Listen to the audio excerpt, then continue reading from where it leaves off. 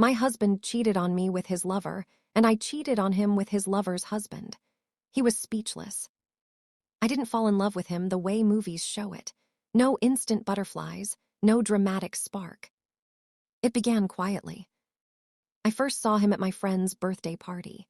He was standing on the balcony, holding a drink he never actually sipped, smiling in that calm, almost shy way that made him look safe. I noticed him before I realized I was noticing him, and each time I looked away, I could feel his eyes return to me. Gentle, curious, like he was studying a puzzle he wasn't sure he had the right to solve yet. When he finally walked toward me, it felt like the whole room paused.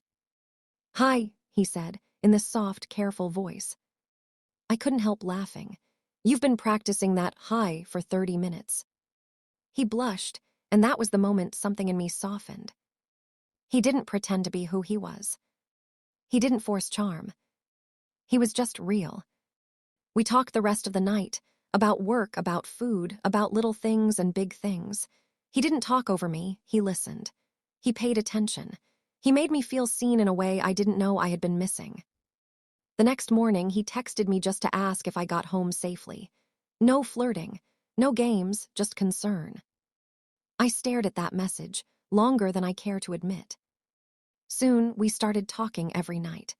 Those calls became the highlight of my day. The way he asked about my dreams, the way he remembered small details, the way he made me laugh even on days when life felt heavy, it all felt like someone slowly opening curtains inside me. One evening, we sat on the hood of his car, watching the city lights. I felt his hand brush mine, hesitant, nervous. I didn't pull away. He exhaled like he'd been holding that breath for weeks. "I think I'm falling for you," he whispered. My heart reacted before I did. It raced, it stumbled. It answered for me. "I think I already have," I whispered back. That was our first kiss. Slow, gentle, the kind of kiss that feels like a promise. Our love didn't rush, it grew. Calls became dates. Dates became dreams. Dreams became prayers. Prayers became plans. 2 years later, he asked me to marry him. His hands were shaking. His voice broke. He didn't even get the chance to open the ring box properly. I said yes before he could finish the question. Our wedding wasn't the biggest or the fanciest, but it was full of warmth. I walked down the aisle believing, truly believing, that I had found my forever. He wasn't just my husband. He was my friend, my peace, my partner. The early years were good. Cooking together. Laughing in the kitchen. Holding each other during hard times. Celebrating the tiny victories. Learning each other in ways that felt deeper than love, felt like home. I never imagined that the same man who once stroked my hair when I cried would someday be the reason for my tears. But that part of the story comes later. At the beginning, it was beautiful. At the beginning, he chose me. And I chose him with my whole heart, without knowing that one day, choosing myself would become the hardest decision I ever had to make. I didn't realize I was losing my husband until I started waking up to the sound of him whispering into his phone at dawn. At first, I told myself I was imagining it. He would quickly end the call and pretend he was checking work emails, but his voice always softened in a way it never did for business. Not long after, he stopped kissing me good morning. He barely looked at me anymore. He started coming home with the scent of a perfume I didn't wear, and whenever I asked what was going on, he repeated the same tired lie. "Grace, I'm just stressed." That was how the distance started. Like a thin crack in glass, barely visible at first, then spreading until it touched everything. One evening, while he showered, his phone lit up on the table. I didn't touch it. I didn't need to. The message preview alone shattered me. "Baby Red, I miss you." My hands went cold. My breath got stuck somewhere in my chest. I just stared at the screen, absorbing the truth my heart had been whispering long before my mind accepted it. When he came out and saw me looking at the phone, he snatched it so fast he didn't even realize how loud his guilt was. I didn't ask questions. I'd already heard the answers in his silence long ago. The next day, I followed him. I parked across the street and watched him step out of his car. Then I watched her, his lover, rush into his arms wearing a tight black dress and confidence I used to have. She kissed him like she owned him. He smiled like she was the one he went home to. My heart didn't break, it tore, but I didn't confront them. Pain taught me how to stay quiet. 2 days later, someone knocked on my door. A man stood there, her husband. He introduced himself, voice low and eyes tired. He had found the messages too, the pictures, the lies, the same betrayal that was eating me from the inside out. We sat in my living room for hours, talking like two people who didn't know each other but knew each other's pain too well. And for the first time in days, I didn't feel crazy. I didn't feel invisible. I didn't feel alone. He came again the next day, and the one after that, not because we planned anything, but because hurt people cling to the only other person who understands. Comfort turned into something dangerous. The night it happened, I was crying quietly on the couch, exhausted from pretending to be strong. He sat beside me, held my shaking hands, and looked at me the way my husband used to, like I mattered. I leaned in first. He didn't move away. One kiss became two, and before I could stop myself, pain had turned into passion, and passion turned into a confession of its own. I didn't regret it. Not that night. Not the next morning. Not even when I remembered the woman he was married to, and the man I was married to. And definitely not when my husband found out. He didn't scream. He didn't throw anything. He didn't blame work or stress or loneliness. He simply froze. Silent. Shocked. Speechless. The same man who had been confidently cheating on me couldn't find a single word when he learned I had done to him exactly what he had done to me. For the first time since this nightmare began, I finally felt the power shift back into my hands. I remember the exact moment my world tilted, because it started with a sound I'd heard 1,000 times before. His phone vibrating. I was in the kitchen, washing plates, trying to convince myself that the distance between us was temporary, that the man who once couldn't go a day without touching me would find his way back. The vibration came again. Short, sharp, insistent. I wiped my hands on a towel and walked to where the phone was face down on the dining table. I wasn't trying to spy. I was just tired of jumping every time it rang. But the moment I reached for it, the screen lit up. And that was when I saw it. Baby red. For a moment, I didn't breathe. I didn't blink. I didn't even think. I just stared at the name, trying to understand why my husband's phone was lighting up with a heart beside someone who wasn't me. Before I could look away, the preview popped up. I miss you. The bed feels cold without you. My hands went numb. I felt my knees weaken, like my body couldn't carry the weight of the truth that had just landed on me. My heart started pounding so loudly I could hear it in my ears. I didn't touch the phone. I couldn't. I felt like if I touched it, the world might explode. I kept whispering to myself, "No, no, no." As if denial could magically rewrite the words, burning into my memory. When the bathroom door opened, I didn't move. I didn't speak. I didn't even look at him. He saw his phone first. He froze. Then, like lightning, he rushed forward and snatched it from the table. Grace, I can explain. But the truth is, he didn't even know what I had or hadn't seen. His panic told me everything explanation could never cover. I didn't yell.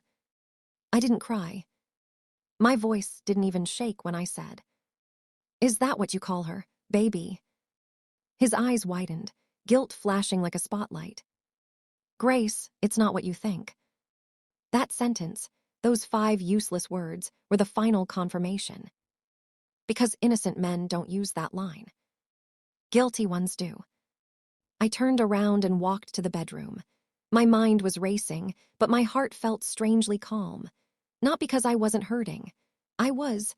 I was hurting in a way that felt physical, like someone had stabbed something sharp deep into my chest and twisted it. But inside that pain, a fire started to burn. Anger. Confusion. Humiliation. And one question repeating in my head. How long? How long had he been lying beside me, while loving someone else? How long had he been cheating on me while pretending to be tired? How long had I been waking up beside a man whose heart wasn't mine anymore? That message didn't just reveal the truth. It changed everything. It burned down the illusion I had been holding on to. It cut my marriage open and exposed its rot. It pushed me into a reality I never imagined I'd be forced to live in. And it was the reason I followed him. The reason I found her. The reason I met her husband. The reason my own revenge was born. One message. Just one. That was all it took to end the woman I used to be and awaken the woman I was about to become. I remember lying beside Daniel that night, listening to the slow, steady rhythm of his breathing while my own chest felt tight, restless. The ceiling looked different, darker, heavier, like it was holding secrets it wasn't ready to release. Nothing particular had happened that day, yet something in me felt off. A woman knows when her home shifts, even if the walls haven't moved. Daniel had come home late again, smelling of mint gum and a cologne he didn't own. He kissed my forehead, not my lips, and murmured a tired goodnight grace. It was small, too small for a man who once couldn't keep his hands off me. I turned to face the window, hoping sleep would cover the uneasiness growing inside me. But my mind kept replaying the way he avoided my eyes during dinner, how he kept his phone face down, how he flinched when I reached for it jokingly. I tried to convince myself it was stress, work, fatigue, anything but betrayal. But deep down, that was the first night I allowed myself to wonder if I was losing him. The first night my heart whispered a question I wasn't ready to hear. What if he's no longer mine? I remember the first time I saw her. It wasn't at a party or in a dramatic confrontation.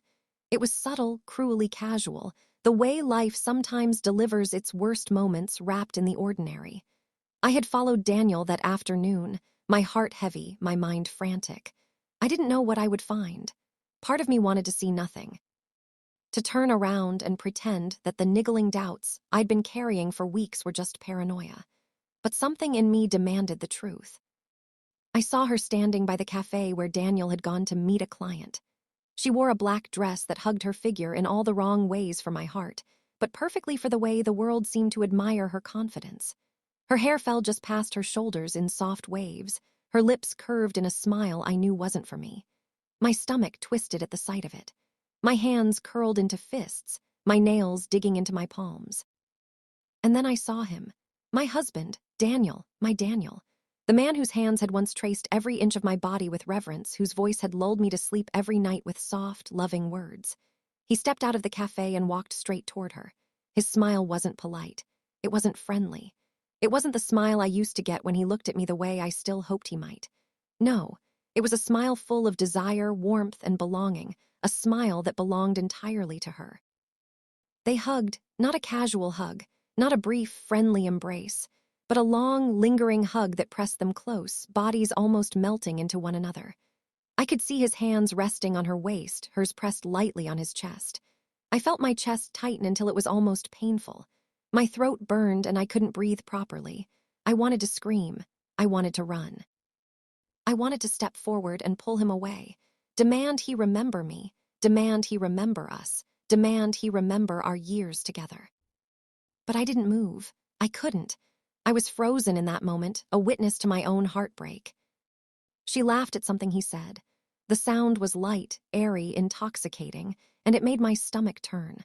I could feel the familiar pang of jealousy rise, but it wasn't just jealousy. It was grief. A deep, gnawing grief for the man I thought I knew, the life I thought I had, the marriage I had invested my entire heart into. All of it felt like it was dissolving before my eyes. I studied her face.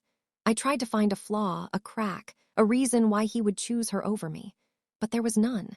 She was everything I wasn't, or at least everything my husband wanted her to be. Confident, unapologetic, attractive in a way that demanded attention. And worst of all, she seemed to belong in his life in a way that made me feel like a visitor who had overstayed her welcome in the story of him. I realized in that moment that I had been holding on to illusions.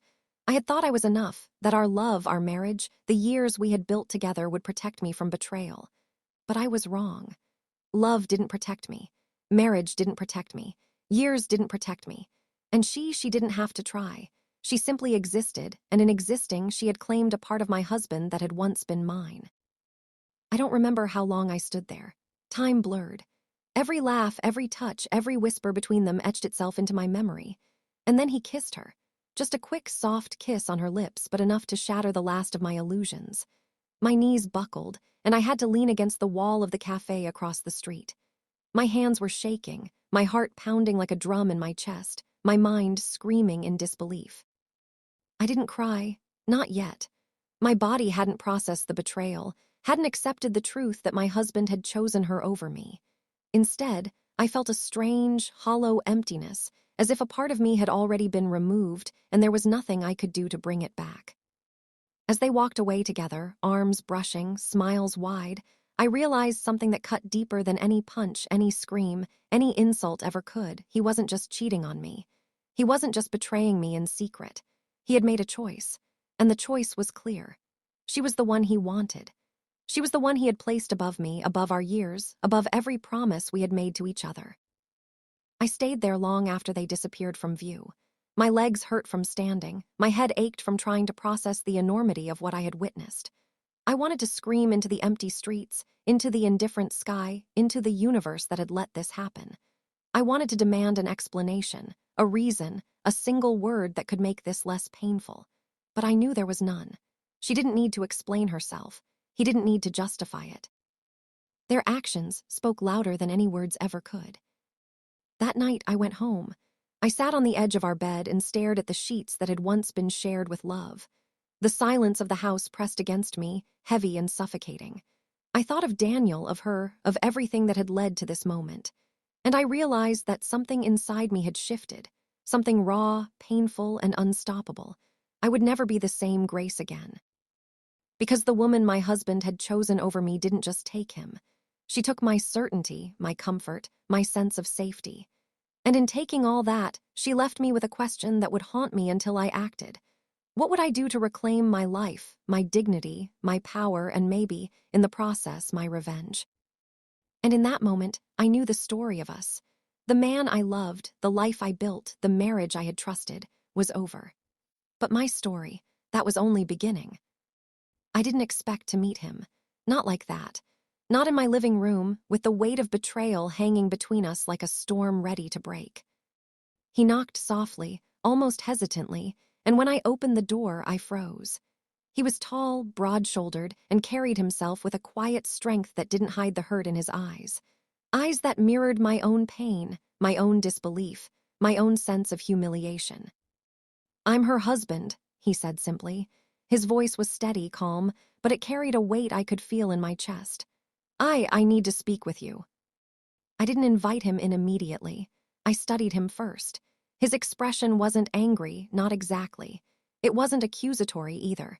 It was the look of someone who had just had the rug pulled out from under his life. And for the first time in days, I felt a strange sense of relief. I wasn't the only one. I wasn't imagining this. I stepped aside, letting him in, and he took a seat on the couch opposite me, carefully maintaining distance. For a long moment, we just looked at each other. Neither of us knew where to start. Finally, he spoke. "I know what you've discovered," he said, his voice quiet, almost weary. "The messages, the meetings, the lies, I've seen them too." I swallowed hard. "And what do we do now?" He shook his head. "I don't know yet. I needed someone who understands. Someone who's been betrayed the same way. That's why I'm here." We spent hours talking that day. I told him everything I had discovered, the messages, the perfume, the way Daniel had drifted away from me. He shared his own story, the same patterns of secrecy, the same moments of quiet suspicion that had eaten at him. We were strangers, yet not strangers at all. We were bound by the same cruel truth, the same woman, the same lies, the same husband's betrayal. It was strange, sitting there, listening to someone else's heartbreak mirror my own. But it was also strangely comforting. I wasn't imagining the signs. I wasn't weak or paranoid. I wasn't alone. By the end of the evening, we didn't have solutions. We didn't have closure. We didn't even have anger left to give. All we had was the recognition of shared pain and a quiet understanding that this storm was bigger than either of us, but that maybe, together, we could survive it. And for the first time since discovering Daniel's betrayal, I didn't feel entirely powerless. I never expected that meeting him would feel like looking into a mirror. After the initial shock of introductions and polite small talk, the conversation settled into something heavier, something neither of us could avoid. We were two betrayed spouses, two lives shattered by the same cruel people, sitting across from each other with a bitter truth between us. I told him everything, every message, every lie, every quiet suspicion that had gnawed at me for months. I told him about the late nights I spent staring at the ceiling, wondering why the man I loved could suddenly become a stranger in our own home. I told him about the small signs I had ignored, the excuses I had believed, the moments I had clung to hope when my heart already knew better. And as he listened, I could see his jaw tighten, his fingers curl into fists. When it was his turn, he didn't speak lightly. He told me about the photos he had found, the whispered calls, the soft lies that had grown into a life hidden from him. Every detail mirrored my own pain in a way that made my chest ache. We didn't need to explain our anger. We didn't need to justify our heartbreak. The truth was already there between us, sharp and undeniable. The same woman, the same betrayal, the same husband. It was surreal, realizing that we had been living parallel lives of lies while pretending everything was fine. That both our marriages had been stolen without warning. That we were both victims, yet our lives were tangled in a web that neither of us could untangle alone. By the time we parted that day, the room was heavy with exhaustion. We didn't hug, we didn't shake hands. There was no promise of revenge, no plan to fix anything. All we had was the bitter truth, and the knowledge that we would carry it together, even if we had to face it separately in the days to come. For the first time since discovering the affair, I didn't feel completely alone. At least someone else had seen it all, had felt it all, had been dragged into the same storm. And that recognition, as painful as it was, gave me the first spark of strength I had felt in weeks.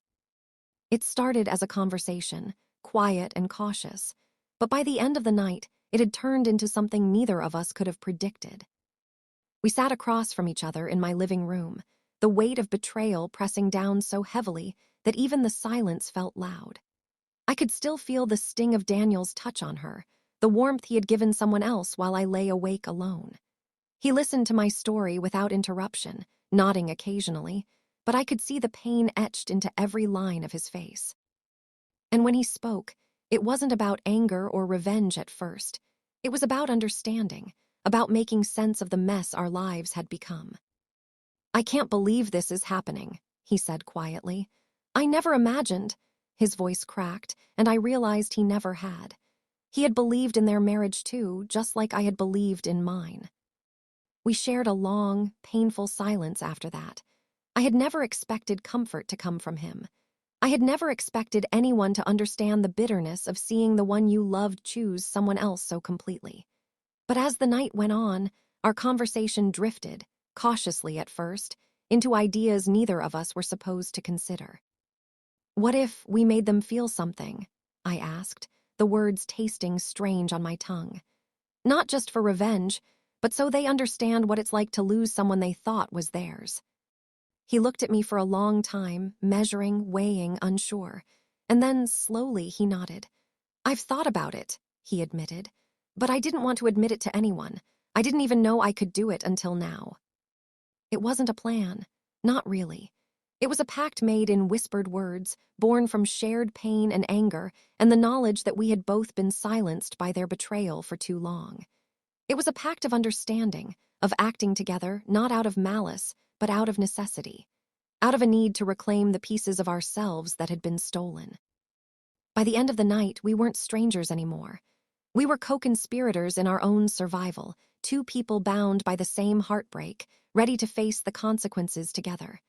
I didn't know what the future would hold, but I knew one thing: I wasn't powerless anymore. And neither was he. The pact wasn't just about revenge. It was about reclaiming our dignity, our voices, our lives. And in that moment, it felt like the first real choice I had made since the betrayal began. I remember that night like it was carved into my bones. I had spent weeks feeling small, invisible, humiliated, living in a house that felt colder every day, lying beside a man who had given his heart and his body to someone else. I had cried alone. I had begged silently for him to remember me, for him to love me the way he used to. But nothing worked. Nothing changed. And I realized, with a clarity that both terrified and empowered me, that waiting for him to feel remorse or regret was a mistake I could no longer afford. It started with a choice. I could stay small, continue to let his betrayal define me, or I could stand and take control of the only thing in that house that was truly mine, myself. I stood. I walked to the living room and turned on every light. The house, silent and shadowed, felt different under my command. I wasn't pleading anymore. I wasn't asking. I wasn't shrinking into corners, hoping he would notice me. I was present. I was seen. I went to his office and found him sitting there, pretending to work, but I knew better. I stopped in the doorway and watched him for a moment, feeling something shift inside me, something raw, sharp, unstoppable. Then I spoke, my voice steady and louder than it had been in weeks. "Daniel," I said, and he looked up, startled. "We need to talk."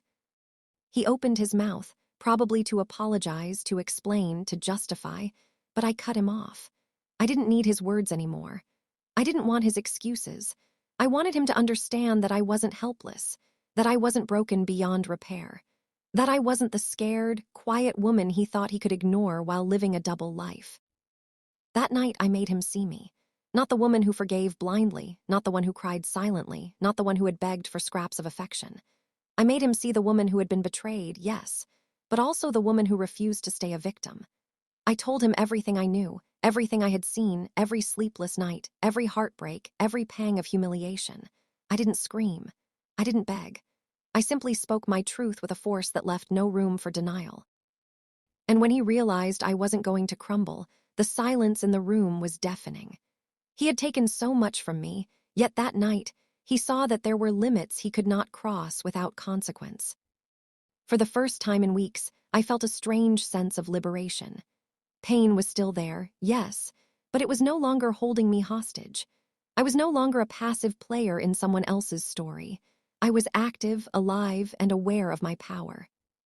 That night, I stopped being the victim. That night, I became someone he, and perhaps even I, would have to reckon with. And even if nothing ever returned to the way it had been, I knew one thing. I had reclaimed myself, and nothing he could do would take that away. I knew it was coming. I had felt it in the way the air changed around the house, in the way Daniel's footsteps became heavier, slower, more uncertain. But even though I knew, I was not prepared for the moment he actually found out. It was late afternoon, the kind of golden light that usually softens the edges of the world. But today it made everything sharper, more vivid, more unbearable. I was in the kitchen, quietly sipping tea, when I heard the door creak open. He stepped in, and for the first time in weeks, I saw hesitation in his eyes. Not the familiar arrogance, not the practiced charm, not the confident swagger I had once adored. Just hesitation. "Grace," he said, his voice low, careful, but there was a tremor beneath it. I didn't respond immediately. I just looked at him. I could see the recognition dawning in his eyes, the slow, painful understanding that I had acted, that I had stopped being the woman who silently suffered while he betrayed me, that the game he thought he was in control of had shifted, and now he was on the losing side. What did you do?" he asked finally, almost whispering, as if the words themselves might break him. I set my cup down calmly. "You know exactly what I mean," I said. "You know who I saw, you know who I talked to, you know everything." His eyes widened, and for a long moment he said nothing. The silence stretched, thick and heavy, filled with all the words he might have said but couldn't find. I realized then that he had never expected me to fight back, not like this. Not so deliberately, so carefully, so thoroughly. You didn't," he stammered finally, voice cracking. "You couldn't have." I didn't need to answer. The shock in his expression, the way his shoulders slumped, the way his confident stance faltered, it all said it for me. I had done exactly what he never imagined I would. I had mirrored his betrayal, taken a step he never thought I could take, and confronted him with a truth so raw, so undeniable, that it left him speechless. For the first time, I saw fear in his eyes.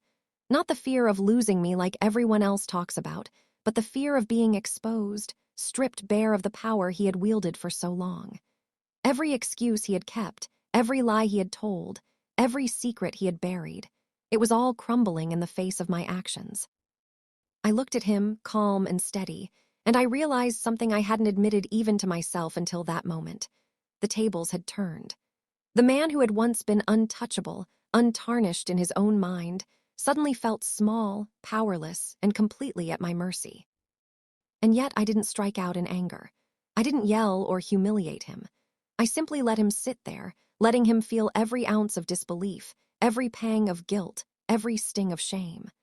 I wanted him to understand, not through my words, but through the weight of my silence and the undeniable fact that I had stopped being his victim. When he finally found his voice, it was quiet, strained, almost broken. "Grace, why?" I leaned back, letting the truth settle between us like a storm that had finally reached its peak. "Because I had to," I said simply. "Because I couldn't stay silent anymore. Because I deserved to be seen, to be heard, to matter." He swallowed hard, unable to meet my gaze, and I realized that everything had changed. The house felt different. The air between us felt different. I felt different. That night I went to bed alone, but not lonely. I felt powerful, alive, and more certain of myself than I had in months. Daniel had discovered my revenge, and with it, the balance of power had shifted. I was no longer the broken wife he could manipulate at will. I was Grace, angry, hurt, and unyielding, and he was finally, undeniably, the one who had to face the consequences. I will never forget the energy in that room. Thick, suffocating, electric in the most volatile way. It was the kind of moment that makes your heart beat in your throat, the kind that rearranges the truth for everyone involved. The four of us. One room. Two marriages already cracked open. Two affairs laid bare on the table. Daniel sat on one side, rigid, jaw clenched so tightly I could see the strain in his neck. His lover, his choice, stood beside him, arms folded, pretending confidence she did not feel. I could see her eyes darting between her husband and Daniel, panic softening the sharpness she usually carried. And beside me sat her husband, the only person in that room who understood exactly what it felt like to be betrayed by the two people who should have protected us. We didn't sit close, but we were aligned, emotionally, quietly, powerfully. The tension was a living thing. It crawled across our skin, pressed against our lungs, made the air hard to swallow. No one wanted to speak first, yet we all knew the moment was unavoidable. Daniel broke the silence. "Grace, we didn't have to do this." His voice shook, betraying the fear underneath the false calm. I lifted my chin. "But we did. You and she forced this." Her husband exhaled sharply, almost a laugh, almost a sob. "Forced it. You think dragging our marriages through the mud wasn't enough," he said, his voice low and shaking with restraint. "You two chose each other. We're just here to finally say it out loud." She winced, her bravado crumbling at the edges. "It's not that simple," she said softly, eyes glistening. "No," I replied. "It's exactly that simple. You lied, Daniel lied, and here we are cleaning up the mess you both created." The room pulsed with emotions. Anger, grief, embarrassment, and something darker. The truth. Daniel leaned forward. "Grace, whatever happened between you and—" He couldn't finish the sentence. Couldn't say her husband's name.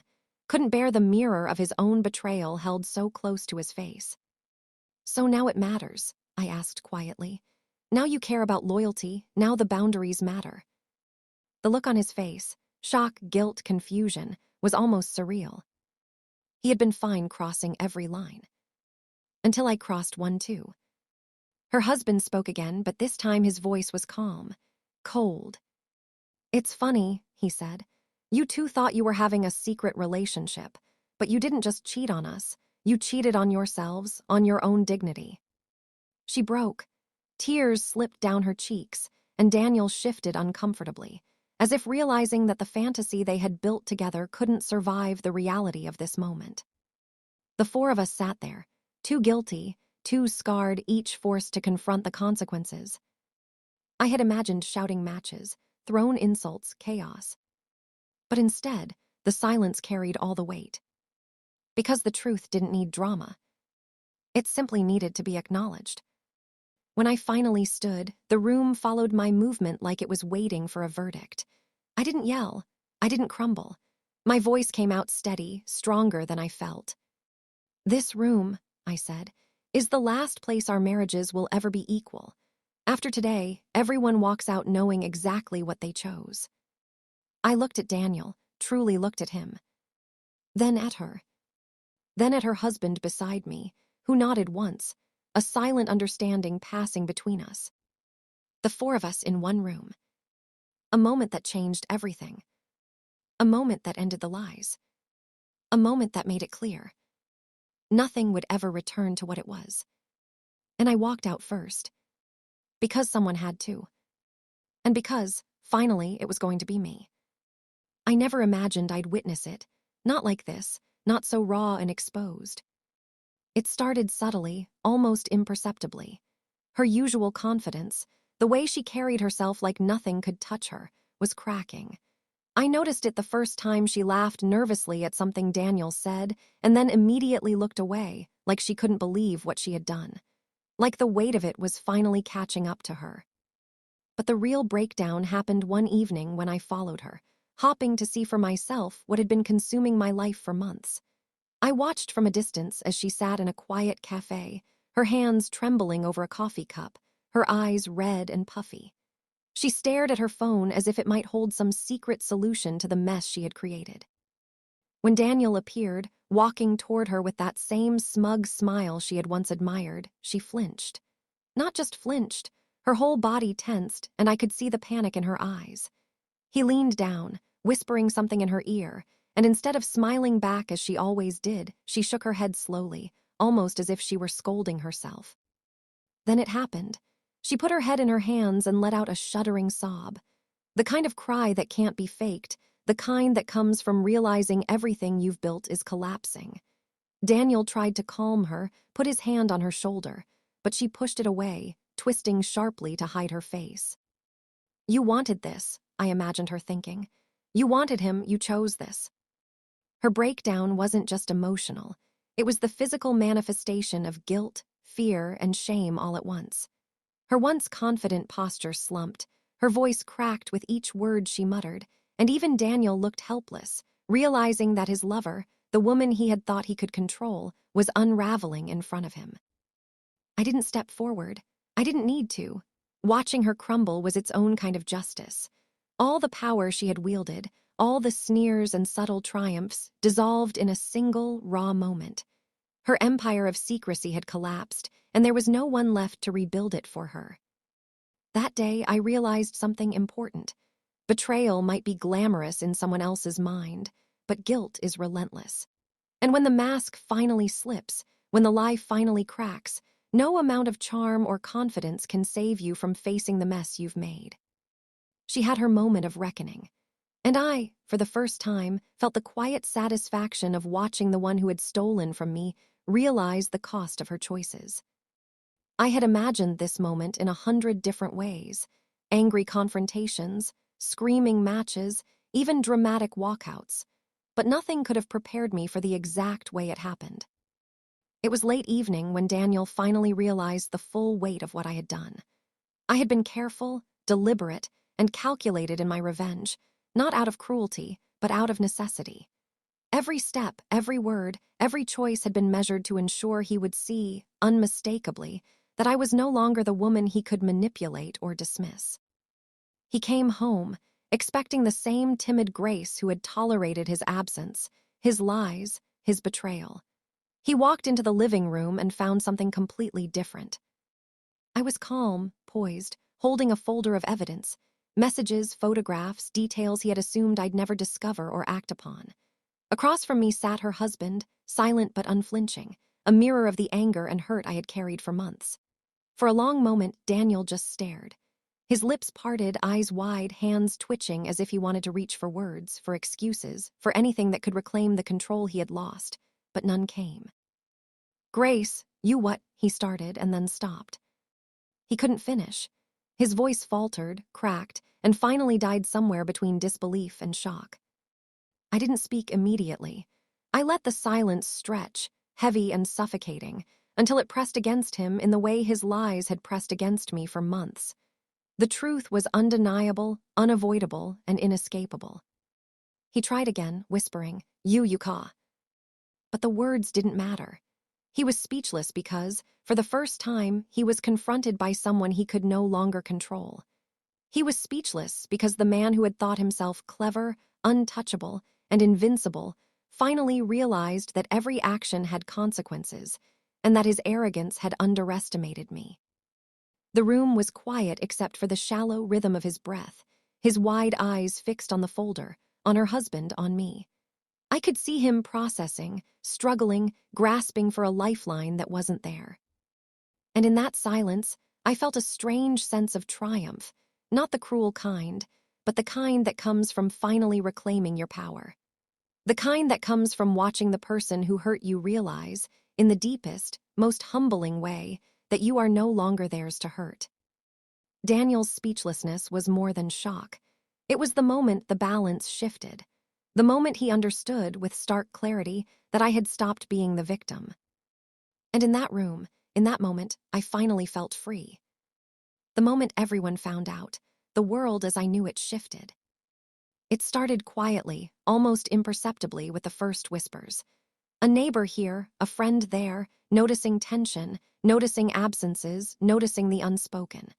But then the ripple grew, and suddenly the secret I had carried alone, the betrayal that had felt like a private wound, became public. I was sitting in the living room when it began. The phone calls, the texts, the knowing glances from people who had no right to know, but somehow did. Each message felt like a blow, each notification like a reminder that nothing could stay hidden forever. Daniel's eyes, once confident and smug, darted nervously as he realized the reality of exposure. His lover's once bright demeanor faltered under the weight of judgment. And her husband who had once been a stranger, a fellow victim, stood beside me, steady, resolute, a quiet anchor in the storm of chaos. When our families arrived, curiosity and suspicion written on every face, the room felt unbearably small. Everyone had questions. Everyone had opinions. Everyone wanted answers. And I realized in that moment that the story of our lives, our marriages, our betrayals, was no longer ours alone. It belonged to everyone who had ever looked at us and believed they knew us. I didn't shrink. I didn't crumble. I told the truth calmly, deliberately, each word a declaration that I would not be shamed into silence. The room hung on my every word, the tension thick, the air electric. People gasped, whispered, recoiled, or nodded in understanding. Some were angry, some sympathetic, some incredulous. But all were forced to confront the reality of what had happened, the consequences of choices we had tried to keep hidden. Daniel tried to speak, tried to explain, tried to justify himself, but no one wanted excuses. Not now. Not when the truth had been laid bare so completely, so mercilessly. By the end of the day, nothing was the same. Faces, relationships, trust, and respect had all shifted irreversibly. But for the first time since the betrayal began, I felt a strange relief. The secret no longer weighed solely on my shoulders. The lies no longer had power over me alone. And in that moment, with the eyes of everyone watching, I realized something profound. The truth, once released, is unstoppable, and so is the woman who refuses to be broken by it. It happened quietly, almost unexpectedly, after months of chaos and heartbreak. 4 months had passed since I had walked away from Daniel's house, since I had stopped being the wife who tolerated lies and betrayal. I thought I was only reclaiming myself, only trying to heal. I hadn't expected anything else, certainly not this. We were sitting in a quiet cafe, the kind where the noise of the world fades and all that remains is the gravity between two people. He looked at me differently that day, not as her husband, not as the man betrayed by his wife, not as someone I had conspired with for revenge, but as someone vulnerable, open, and unguarded. "I need to tell you something," he said, voice low, almost hesitant. My heart tightened instinctively, unsure what words were coming. I studied him quietly, sensing the weight of the moment. He swallowed, ran a hand through his hair, then finally met my eyes. I think I've fallen in love with you." Time stopped. The words hung between us, impossibly heavy and yet somehow inevitable. My chest ached, a mix of disbelief, shock, and a strange warmth I hadn't felt in months. My mind raced, not with anger or confusion, but with the slow realization of what those words meant. 4 months. 4 months of silence, of distance, of rebuilding myself. 4 months of waking up without the constant ache of betrayal. And in that time, somehow, he had changed, not just in the way I saw him, but in the way I saw myself reflected in his eyes. I don't know what to say," I whispered, more to myself than to him. "You don't have to say anything right now," he replied, voice steady but soft. "I just couldn't keep it in any longer. I had to be honest with you and with myself." I looked at him, really looked, and I saw sincerity, a vulnerability that made the past, the betrayal, the lies, the heartbreak, feel like something distant, almost surreal. I realized that in the chaos, in the pain, in the revenge, something unexpected had blossomed, something neither of us could have predicted. The world had shifted, quietly, irreversibly. And in that moment, I understood. Love sometimes comes when you least expect it, and sometimes it finds its way through the cracks of broken hearts. I didn't answer right away. I just let the words sink in, letting the gravity of them wash over me. Because after everything, after the betrayal, the heartbreak, the fury, and the revenge, I was finally ready to consider that maybe happiness, real, honest, undeniable, could still exist. And maybe, just maybe, it could exist with him. A year had passed since I walked away from Daniel's house, since I had reclaimed the fragments of myself that his betrayal had tried to destroy.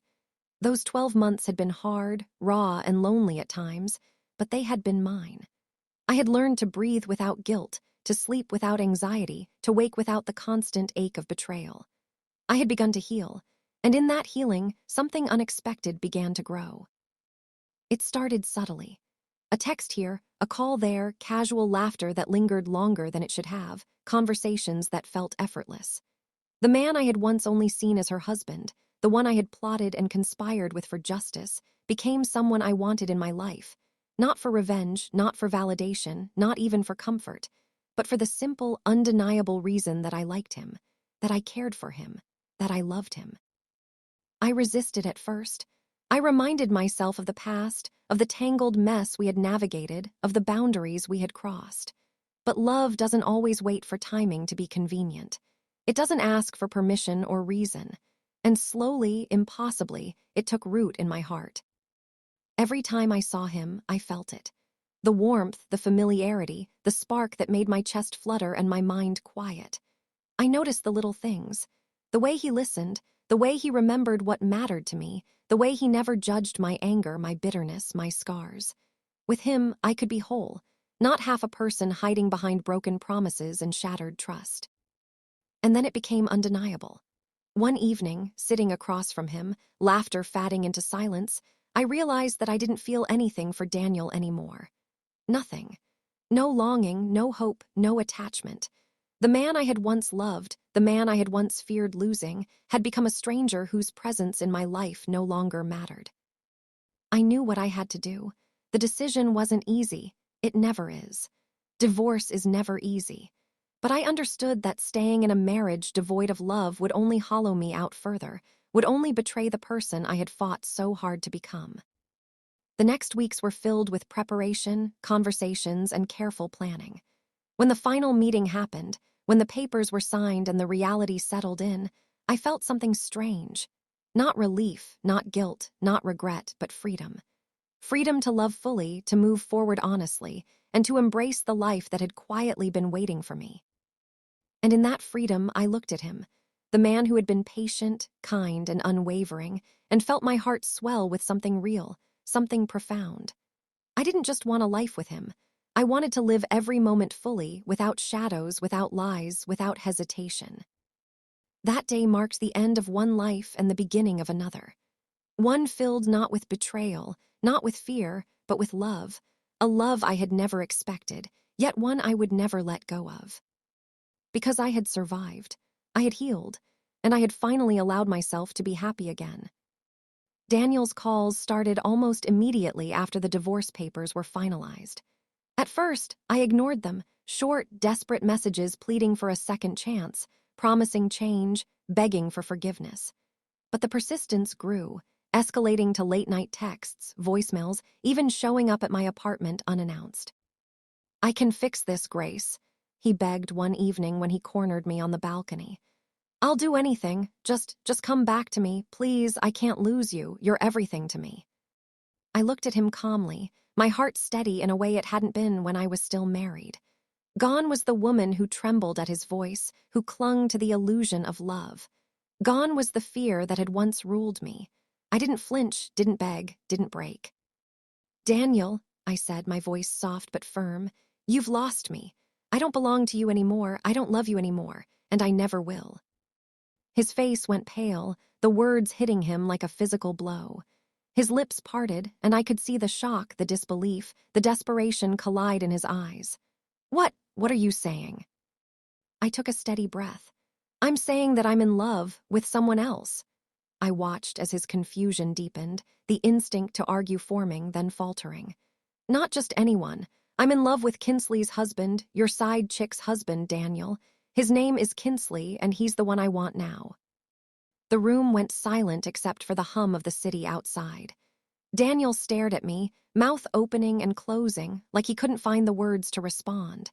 His arrogance, his sense of control, the illusion that he could manipulate anyone gone. Shattered. You can't be serious," he whispered finally, his voice trembling. "I'm serious," I said, calm and resolute. "For months I've healed, I've rebuilt myself, and I've realized that the man I truly care about, the one I can trust, the one I love isn't you. It never was you, it's him." Daniel's hands shook at his sides, his jaw tight. He opened his mouth again, probably to plead, probably to argue, but I didn't wait for it. I turned, walked away with my head held high, and left him standing there in disbelief, speechless for once, powerless for once, confronted with a truth he had never thought I would find. I had moved on, and he no longer had a place in my heart. That night, I didn't just feel relief. I felt freedom, certainty, and a love so real it made the past, his lies, his betrayals, his desperate pleas, fade into irrelevance. I was finally where I belonged, and it wasn't with him. The moment I realized I held power wasn't loud or dramatic.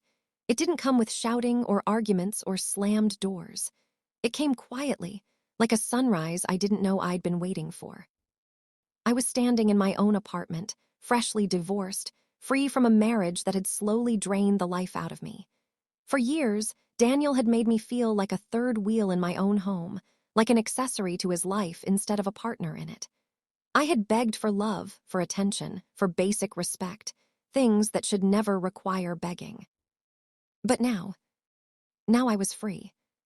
And that freedom tasted like power, like air, like something I should have known all my life but only discovered at the edge of heartbreak.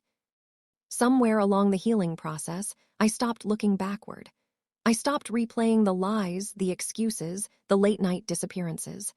I stopped questioning what I did wrong and started seeing everything he lacked. And as I stepped into my new life, something unexpected happened. Happiness found me. Not the kind that's fragile or borrowed. Real happiness. Solid, slow, steady. His name was Kinsley. The same man who had once stood beside me in our shared pain. The same man who had comforted me when I learned the depth of Daniel's betrayal. The same man whose heart had been shattered by the wife he adored. But heartbreak had shaped us, softened us, and somehow led us to each other. Kinsley was everything I had prayed for during the long, lonely nights of my marriage. Gentle, patient, kind, attentive. A man who listened to understand, not to defend himself. A man who loved with intention, not convenience. Sometimes I would watch him laugh, or hold my hand or talk about his dreams, and a question would slip quietly into my mind. How could his wife ever cheat on someone this sweet? But then I'd shrug inwardly, because honestly, do I care? No, I truly don't. Her betrayal became the doorway to my freedom, my healing, my new beginning. And every day I wake up beside him.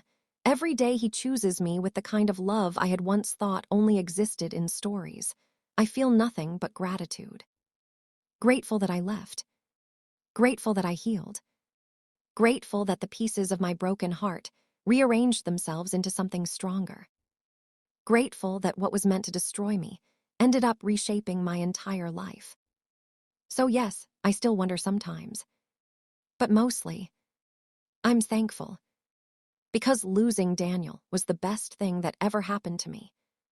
And finding Kinsley, that was the blessing I never saw coming. After everything, the heartbreak, the betrayal, the years of healing, I finally found a peace I never thought possible. Life had a way of rewarding patience and resilience, of giving back in ways I had only dreamed of during those long, lonely nights. Kinsley and I built a life filled with laughter, trust, and love that didn't waver. A home where honesty wasn't a battle, but the foundation of everything we shared. Slowly, quietly, our love blossomed into a family, the kind I had always hoped for but never dared to imagine while trapped in the shadows of my past marriage. Then came the day that changed everything again, but in the most beautiful way possible. I gave birth to 2 children, a boy and a girl, perfect in their innocence and joy, carrying a piece of both of us in their hearts. Holding them for the first time, I felt a happiness so complete, so overwhelming, that it erased every memory of pain and betrayal. Our home became a place of laughter, of bedtime stories, of tiny hands reaching for comfort and trust. Every day, I watched Kinsley with our children, his gentleness and love shining through in ways I had only ever hoped to see. And in those moments, I understood fully that the life I had fought so hard to reclaim was even richer than I had imagined. We weren't perfect, no family ever is, but we were whole. Together, we built a future that had once seemed impossible. The past became a shadow, distant and powerless, and our present gleamed with joy, gratitude, and hope. In the end, the pain I endured led me here, to this life filled with love, laughter, and family. I had survived, I had healed, and I had chosen an ending worth celebrating. And so, with my 2 children by my side and Kinsley holding my hand, we lived happily ever after, finally, truly, and completely. Years later, when I look back on everything that happened, the betrayal, the pain, the anger, and the revenge, it almost feels like another lifetime. The woman I was back then is barely recognizable now. That version of me cried herself to sleep most nights, questioning her worth and wondering why love had to hurt so deeply. She tried to save a marriage that was already sinking, begged for attention that had already shifted elsewhere, and held onto promises that had long been broken. But life has a way of rewriting your story in the most unexpected ways. After leaving Daniel, I spent months learning to breathe again. The silence in my new apartment was both strange and peaceful. There were days I felt strong, days I could walk past a mirror, look at myself, and see a survivor. Then there were days I'd crumble, questioning whether I made the right decision. Healing wasn't a straight line, but I didn't stop walking it. And through it all, there was Kinsley. What started as a connection born from shared pain slowly grew into something deeper, something pure. We were 2 people rebuilding from ruins, 2 hearts that had been broken by the same betrayal, finding solace in each other's understanding. He never rushed me. He never demanded anything. He just stayed, quietly, patiently. We talked for hours about life, forgiveness, and the fear of loving again. He saw me in ways Daniel never did, and for the first time I felt truly seen. There was no competition, no pretense, just honesty. And when love finally crept in, it wasn't loud or dramatic. It was soft, steady, and safe. After a year, I realized I no longer felt anything for Daniel. The anger was gone, the longing had died, and the pain had faded into lessons. I was ready to choose joy, not revenge. I was ready to choose a man who made me feel like home. Kinsley and I built our life quietly, away from gossip and judgment. It wasn't about proving anything, it was about peace. When I found out I was pregnant, I cried, not out of fear, but pure gratitude. I had prayed for a fresh start, and life had answered. The day our twins were born, a boy and a girl, I held them in my arms and felt the world shift. Mia came first, her tiny fingers curling around mine as if to promise she'd never let go. Ethan followed minutes later, crying so loud it made us all laugh through tears. In that moment, I realized I had been reborn too. Motherhood changed everything. It healed places even love couldn't reach. I poured into my children all the tenderness I once begged for, and Kinsley matched that love in every way. He was the kind of father I used to dream my children would have, gentle, present, and endlessly patient. Our home was filled with laughter, spilled juice, bedtime stories, and late-night cuddles. Some days were chaotic, others quiet and perfect. Every morning, I'd wake to the sound of Kinsley playing with the kids while I brewed coffee, and I'd smile to myself, knowing I had built something worth waking up to. There were moments when Daniel tried to come back, messages filled with regret, late-night calls that went unanswered. He said he missed me, that he'd changed, that he realized too late what he had lost. But by then, my heart had moved on. Love cannot live in a place it no longer feels safe. I forgave him eventually, not for his sake, but for mine, because carrying resentment would only poison the peace I had worked so hard to find. Forgiveness was my freedom. As the years passed, Kinsley and I grew stronger together. We celebrated birthdays, anniversaries, and milestones. We held each other through sickness and storms, laughed until our cheeks hurt, and dreamed about growing old side by side. Sometimes I'd look at him across the dinner table, his hand resting gently on our daughter's shoulder, his eyes soft with love, and I'd feel my heart swell with a quiet kind of joy. There were evenings we'd sit on the porch after putting the twins to bed, wrapped in a blanket, listening to the crickets. He'd trace circles on my palm and whisper, "Can you believe we made it here?" And every single time, I'd smile and whisper back, "Yes, because we were meant to." My children grew up surrounded by love, by two parents who showed them that second chances can create the most beautiful beginnings. They never saw the pain of my past, only the peace that came after it. And me, I found myself again. Not the broken woman who begged for affection, but the woman who learned how to love herself first. The woman who discovered that being loved right begins with knowing your worth. The ending I chose wasn't about getting even, it was about getting free. It was about rewriting the story I once thought was over.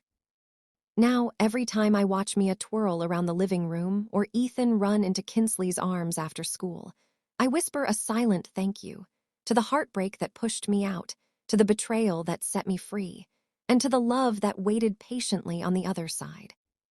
I didn't just survive. I rebuilt, I flourished, and I finally lived.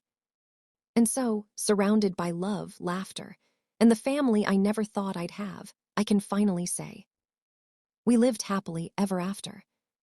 Not the fairy tale kind. The real kind, the kind you fight for, heal for, and finally, gratefully deserve.